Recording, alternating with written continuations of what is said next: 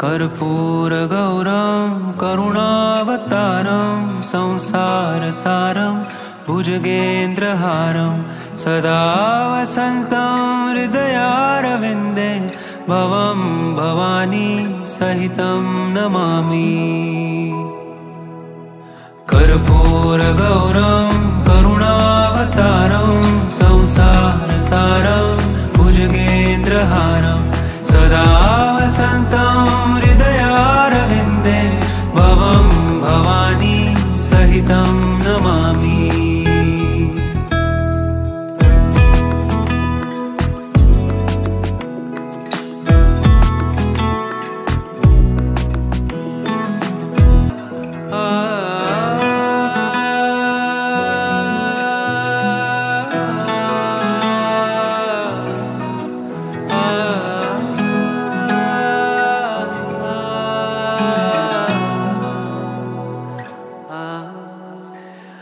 कर्पूरगौरं करुणावतारं संसारसारं भुजगेन्द्रहारं सदा वसन्तं